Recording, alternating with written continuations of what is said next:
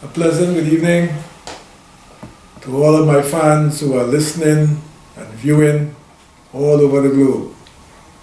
To those of you who are listening and viewing for the first time, it's my pleasure to welcome you to our channel.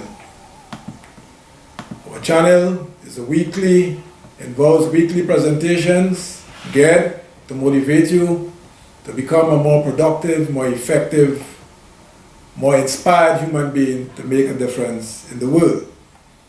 So, to do that, we do our weekly presentations, we share motivational word, and we continue to be consistent and committed and motivated to serve you. So with that in mind, I will start off with our motivational word for this evening. And the motivational word for this evening is do not doubt your ability to achieve greatness. I repeat, do not doubt your ability to achieve greatness.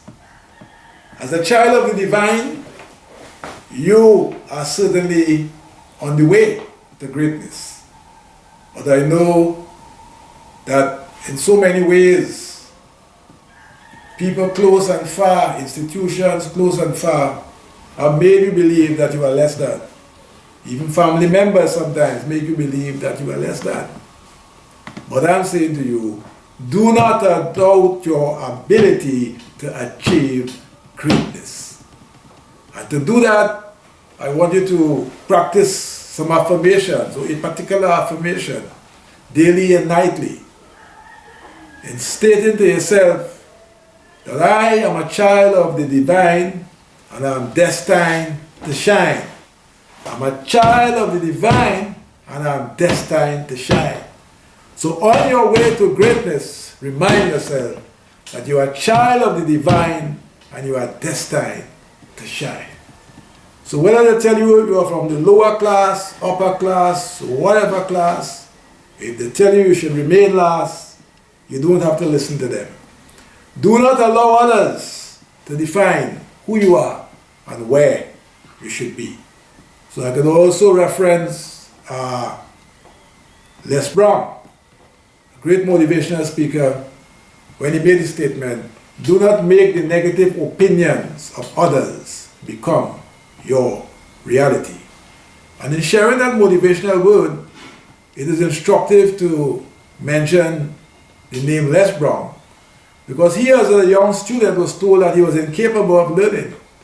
And a principal was able to motivate him and tell him that do not allow that to become your reality. His mother was also instrumental in motivating him. We could also reference Dr. Ben Carson, who was typically last in the class. And he rose from last in the class to becoming a world-famous, renowned neurosurgeon. And his mom told him, Ben, what the others can do, you can do too, and encourage him to join the library. We can also reference the late great Dr. Miles Monroe. I recently saw a clip that someone sent to me where he was sharing a story that a British teacher, when he was in primary school in the Bahamas, was telling him that African people are a lower class and that they are monkeys and that they are incapable of learning. And he shared a very powerful story where many years later he was doing a launch of one of his books in London. And an old man came up to him after the launch in tears and asked him if he remembered him. And he said no. And then the old man reminded him that he was the teacher who told him that he was less than and that he was a monkey. And they both hugged each other because it was a very touching moment. So I have shared those references in relation to the motivational word to remind you that as a child of the divine, you are destined to shine. So whether they call you monkey, whether they say you're from the lower class, whether they call you marginalized, whatever they call you, you don't have to listen. So remember that word, reaffirm it, affirm it, and talk to yourself on a daily and nightly basis. Remind yourself, say to yourself, I am a child of the divine and I am destined to shine. Remember, our channel is committed to motivating you to lift yourself higher, in motivating you to become more productive, in motivating you to make a contribution in the world that you will be remembered for. Not for personal fame and aggrandizement, but to make a difference to the many challenges we are besetted by in the universe. So ponder on the word, reflect on the word, and allow the word to motivate you to act with purpose. So having shared the word with you, I will now remind you of our services. We provide one-on-one and group coaching sessions. We provide one-on-one and group counseling sessions. We provide a host of workshops covering the areas of psychology, sociology, business, leadership, management, you name it, we provide it. And we also remind you of our ongoing courses, a 4-week public speaking course entitled The Fundamentals of Public Speaking, costing $1,200 for students, $1,800 for the general public. We teach you about intonation of your voice, pausing, speaking with fluency, speaking with passion, speaking with sincerity. We treat you and train you in a host of the techniques that will allow you to articulate in a way that will leave a lasting impression. We also remind you of our 10-week Fundamentals of Psychology course, costing $3,800. We deal with concepts, we deal with theories, we deal with how your childhood experiences will have impacted your development, nature, nurture, and a host of other areas in psychology to help you better navigate this experience of life. So you can pay that fee in one payment, you can pay it in 2 parts, 3 parts, or we are committed to facilitating a 4-part payment. We also remind you of our course, Mastering Emotional Intelligence and Becoming Emotionally Resilient.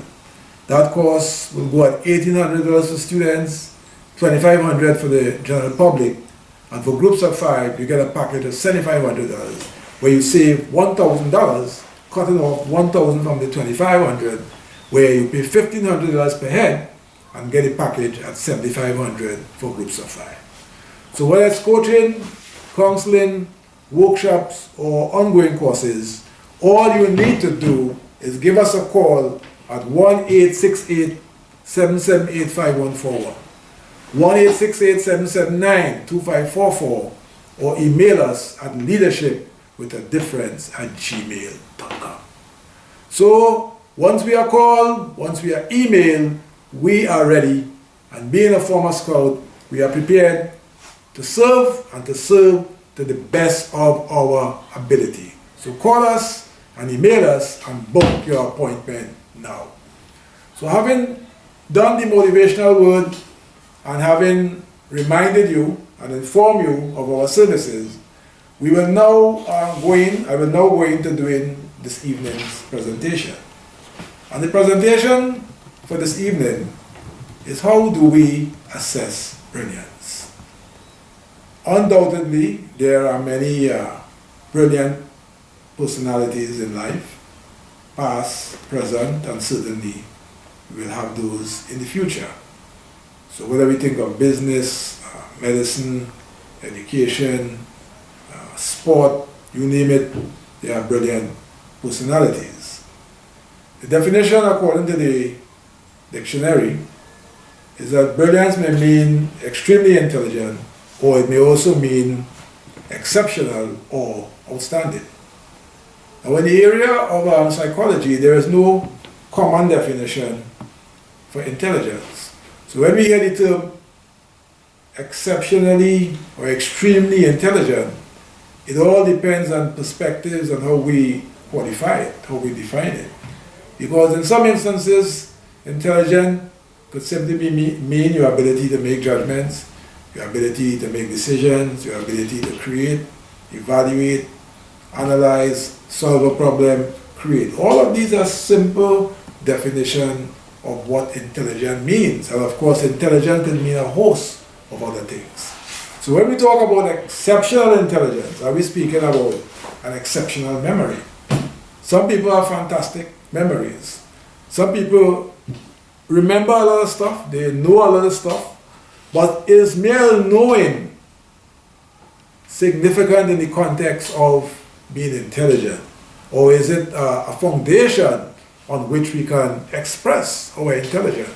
Certainly, it can be a foundation. But the mere fact of just knowing is not sufficient for us to talk about intelligence. And exceptional intelligence, extreme intelligence, where we are classified as being brilliant. So those people who have made exceptional contributions in their respective fields, certainly we can attach the tag of brilliance to them. For example, there was a Trinidadian doctor a couple of decades ago, Dr. Joseph Lennox Pawan, who was a bacteriologist and who made the discovery of how rabies was transmitted from vampire bats to human beings. So because of that discovery, long after his death, he is always quoted and cited for having made that discovery and informing the medical and scientific community of how that disease was transmitted. So certainly we can attach brilliance to the deceased Dr. Joseph Lennox Pawan from Trinidad and Tobago. When we think of sport, when we think of athletics, there are certain names that will readily come to mind. For example, Usain Bolt. Within contemporary times, many will state emphatically that Usain Bolt certainly is one of the greatest, if not the greatest athlete within contemporary times. And his impact, long after his retirement, will continue to resonate. So he stamped his brilliance at the world, and the world has reciprocated, has accepted, has appreciated, and enjoyed his brilliance whilst he performed. We think of the field of cricket, past and present, We think of the genius Brian Lara. We think of the maestro, Sir Vivian Isaac Richards. We think of the greatest all-rounder ever, Sir Garfield Sobers, and a host of others in the line of cricket. On the bowling side, you could think of Michael Holding, Anderson Roberts. All of these guys stamp their authority on the game in such a way that their brilliance is acknowledged even up to now.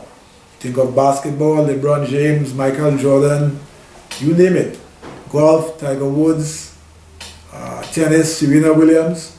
So they were able to rise above what we will call a basic level of performance and perform in a realm way beyond the ordinary. So I'm saying, as we assess brilliance, we need to be clear in terms of criteria. What exactly is the criteria we are using? So people who are aspiring to brilliance could be guided what they need to do to reach that level. All right? What are the assessments that they will have to go through? What are the achievements that they will have to achieve? Now, you can be motivated on your own to lift your performance beyond what is normally expected, and certainly you'll be treading and trending in the line of brilliance. So, brilliance certainly doesn't require a certificate. You do not have to be certified to be considered brilliant. And in one of my earlier presentations, I made the point very emphatically that certification is not qualification. Because many people are certified and they are not qualified to do the job. Because they present the certificates and they can't perform. I remember making the point in that presentation that the MBA will get you inside, but after getting you inside, all that matters is performance. So if you are already brilliant, your performance will answer that. But I'm saying, allow people to be guided or motivate them in such a way, give them the leeway in such a way where they will not feel inhibited, where they will not be overwhelmed with fear and anxiety that if they fail, and give them the opportunity to try new things. And in that way, you'll be kind of fostering an atmosphere and a culture that will encourage brilliance. Because at the end of the day, the problems of the world are so many. And we speak about so many brilliant minds. So if we have so many brilliant minds, those brilliant minds must be put to solve the problems of the world. And as I said a while ago, as I said in that previous presentation, you do not require a certificate to demonstrate brilliance.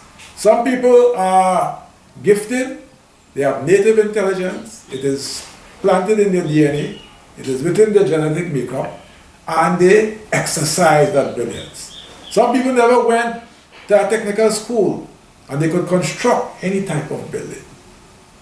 I remember a colleague of mine who graduated in literature, and at the master's level, he was expertly assisting students in the area of applied statistics successfully.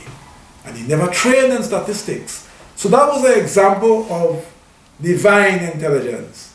And his brilliance wasn't as a result of being certified, but by being able to express what was planted within his genes. So I mentioned earlier about criteria, but some persons do not even require a criteria to demonstrate their brilliance because they are blessed with it.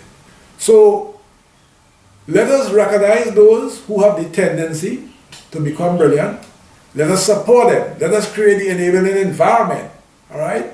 So whether it's in a managerial way where we indicate to them the steps that they need to take to move from point A to point B, or whether it's from a cultural point of view in terms of how we encourage them and empower them to really express themselves, because we want people to express themselves in the fullest possible way so that their brilliance can come out. Remember, as I said in the Motivational Word, as a child of the divine, you are destined to shine.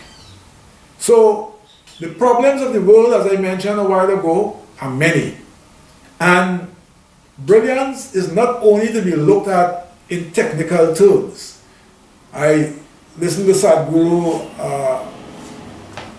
a few days ago, and he made a very important point that I'm a very strong supporter of, that the most profound things in life are normally very simple. And he also made a point that certainly resonated with me, that I always talk about, where he said that many people who claim to be intellectual, they do it by making simple things complex. And I've always been intrigued with that, that sometimes a person could express something in 5 words and they will rather do it in 500 words. That is not making any sense, because at the end of the day, clarity, brevity, and creating understanding for one and all, because a brilliant mind will be able to speak with people in such a way at any level that they can understand. So let us keep it simple, and in the simplicity, let us bring out that brilliance. And remember, simple things certainly can be equated with brilliance. So let us shift a bit away from that technical kind of parameter in which we are looking at brilliance. For example, many persons in organizations, many persons in life are of the view that they are not listened to. All right? And in psychology, we know about active listening. And active listening is very important in the counseling process, where the person could feel that you are present and you are at one with them. And not only in the counseling process, in a working situation, supervisor, worker, manager, worker, it's very important that people feel that they are being heard, and that they are being heard in such a way that they have no doubt that they are being heard. So, isn't that brilliant? Certainly. Because what you will be doing is motivating that person to feel a sense of respect, a sense of dignity. And I'm saying something as simple as that certainly can be equated with brilliance. So let us all try to practice it. And it can make a big, big difference in solving things and in creating more harmonious relations in life. Another simple practice that can be equated with brilliance is adopting a non-judgmental attitude. Now, all of us in life, we cannot claim that we are unbiased, because we are influenced by a lot of things, and the things that fit our ideologies, our philosophies, etc., will certainly gravitate towards them. But the most we can do is try to strike a balance and regulate ourselves. What I'm saying, at the same time, in doing that, let us try not to draw conclusions without data. Let us try not to read too much into what we are seeing, but rather go through the process in terms of trying to understand what this person is presenting. Because remember, what is presented before you, there is a story behind it, or many stories. There is a background situation. So let us proceed cautiously, and let us not be non-judgmental. And I'm saying such a posture is indeed a sign of brilliance. Empathy, which will tie in with your ability to listen actively, which will tie in with your ability to be non-judgmental, certainly will help to elevate humanity. Unconditional support. Supporting because you really desire and wish this person to move higher without no conditions attached. But we know in the real world it is far from that. Sometimes when people are supporting you, they want favors in return. And that becomes very toxic, it becomes very dangerous. But if it is they can feel that you are supporting them because you have their back, as we say in local terms in the Caribbean, or that you are genuinely interested in their advancement, I am saying simple things like these can be equated with being brilliant. So being brilliant is not only being brilliant in your field. Whether it's sport, I cited cricket, I cited athletics, I cited medicine, right? It's not only being brilliant in your field, but we will become more brilliant in terms of becoming more human in our relationship with each other. We'll become more brilliant by trying to build communities of people working together for the collective good. Because as I said over and over, the problems of the world are so overwhelming. We need to exercise our brilliance to reduce illiteracy. Wouldn't that be a brilliant step?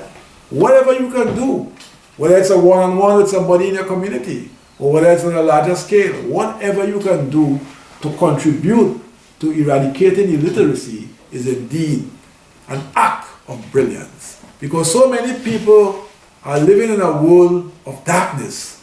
And if you can contribute to making them literate, you will be shining a light that is not only brilliant, you'll be laying the foundation for them to better express their brilliance. Let us show our brilliance by coming up with projects and programs to address global hunger. Let us come up with projects to discuss poverty.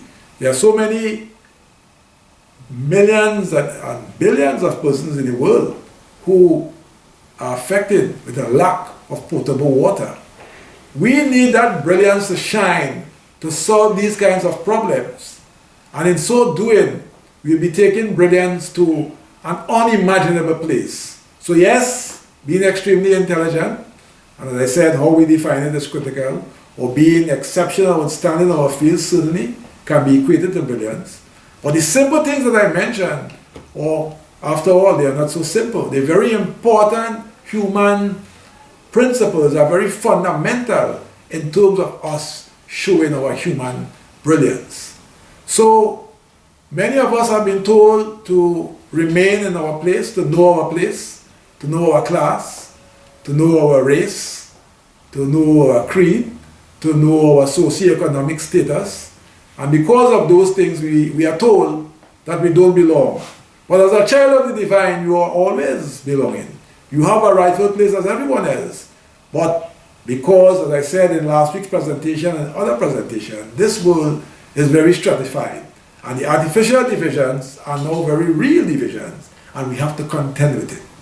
We have an overriding philosophy in the world that I have always described as evil. Whatever name you may call them by, where people are using their power and authority to suppress others, where people are using their power and authority to harm others, where people are using their power and authority to deprive others of opportunities, that could only amount to what I call an evil philosophy.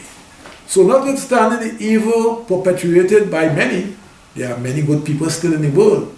There are many good people through their NGOs and through their various causes, sometimes with limited resources, are trying to make a contribution to address those problems I mentioned about illiteracy, poverty, hunger, etc. We need to commend them, we need to encourage them, and we need to support them as best as we can. So, all those who are listening, all those who are viewing, I am saying, do not depend on a certificate to exercise your brilliance. Do not depend on a commendation to exercise your brilliance. You are born with your brilliance, and all of us have many and varied talents, and all we need to do is to identify them, develop them, and exercise our brilliance. We all are capable of being outstanding in whatever field where our talents, our natural talents are aligned with. So to overcome the many obstacles that we are confronted by in the world, we certainly need brilliant minds to solve them. Because when I hear the talk of brilliant minds across the world, and I think of the problems, I am saying we need to exercise far more of that brilliance that many have shown in different areas. We need to make this world a better place, not only for ourselves, our children, our grandchildren, and future generations. Many of the events that we are witnessing today, it has created great anxiety in the minds of many young people in terms of the kind of future that they will have to deal with. But they have an opportunity to create a brilliant future by exercising your brilliance. So my closing remarks to you, given the context I have presented, is that we all have a part to play, and in playing that part, let that light shine through your activity where we can illuminate the many dark areas of life and allow our brilliance to shine through to make this world a better place, a nicer place, and a safer place. So I close today. I leave you with this message. Let us reassess brilliance, let us exercise our brilliance, and let us have the confidence to act, ensuring that what we have to contribute is heard and seen, and that we are actually solving and creating, and not just merely citing. For example, in academia, I am in the field of academics also, and in academia, we cite a lot. But citing a lot is not sufficient. We need to be able to go beyond citing others and to create our own. Through the area of research, we have the opportunity to add new knowledge, which many of us have done and continue to do. But one of the big drawbacks with that, I came across a very frightening statistic in 2013 doing a fellowship at the University of Toronto, where the professor mentioned that it takes 17 years to implement 14% of research. And I heard this statistic repeated in a recent program I did, executive leadership program with the University of Peace, where they mentioned that statistic, that it takes 17 years to implement 14% of the research. So even though we may create new knowledge, look at the time it takes. So that is affected sometimes by the behavior of governments, who sometimes are interested in populist decisions and not data-driven decisions. But all the same, we must not be daunted by that reality. And I'm saying, as I'm finally concluding here, that what we need to do, we must do, but we need to do it in such a way where the impact can be felt, where the brilliance can shine over the darkness to create a new pathway. So I end today. I remind you to reflect deeply on what I have said. I know what I have said has resonated with you. I know you're going to reassess brilliance. I know you're going to exercise your brilliance, because we certainly need brilliance to save us from the many dark moments we are confronted with today in this life.